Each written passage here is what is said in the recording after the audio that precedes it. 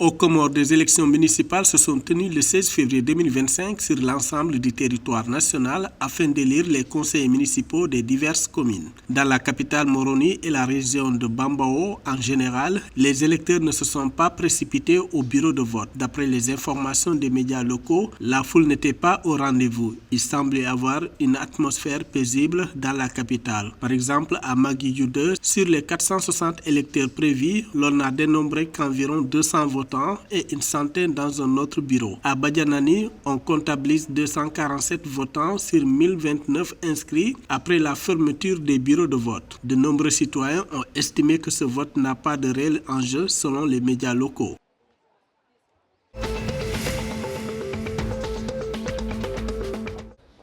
Le Premier ministre de Maurice, Naver Rangoulam, s'est exprimé lors du 38e sommet de l'Union africaine en Éthiopie le 15 février 2025, indiquant que la victoire écrasante de sa coalition, l'Alliance du changement, lors des législatives de novembre 2024, a démontré le sentiment de révolte accumulé par le peuple mauricien contre le régime précédent. Ce régime étouffait la démocratie et portait atteinte à la liberté des Mauriciens, minant les principes fondamentaux énoncés dans la Constitution.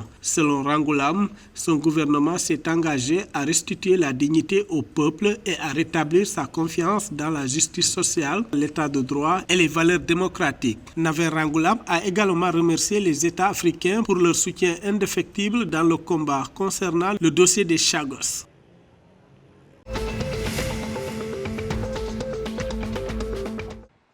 Madagascar reste une destination attrayante pour les investissements directs étrangers, principalement en raison de ses ressources naturelles, selon une déclaration de l'Union européenne du 15 février 2025 lors de l'évaluation de la politique commerciale de Madagascar. L'UE demeure non seulement le partenaire principal de Madagascar, mais également une source significative d'investissement pour la grande île. D'après l'Union européenne, le montant des investissements directs étrangers de l'UE à Madagascar était de 786 millions d'euros. En 2023, le volume total des échanges de biens entre l'Union européenne et Madagascar s'est élevé à 1,8 milliard d'euros.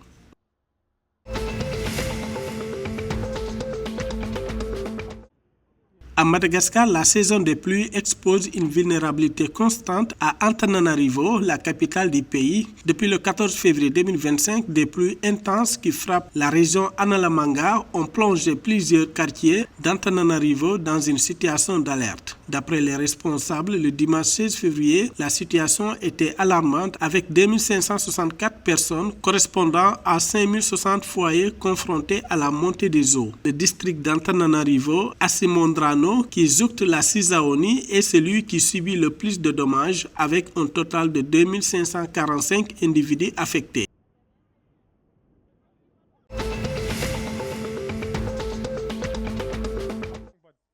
L'équipe masculine senior de beach soccer intensifie ses entraînements pour la Coupe du monde de la FIFA 2025 aux Seychelles en enchaînant dès cette semaine une série de matchs tests éprouvants. Cette initiative découle de la résolution adoptée par le gouvernement le 15 février 2025 d'apporter son soutien à la Fédération seychelloise de football pour simplifier la préparation de l'équipe en vue de cet événement sportif global majeur organisé au sein du pays. Dans le but de préparer l'équipe pour la compétition se déroulant du 1er au 11 mai 2025, le programme d'entraînement est conçu pour maximiser le niveau de préparation et de performance des joueurs.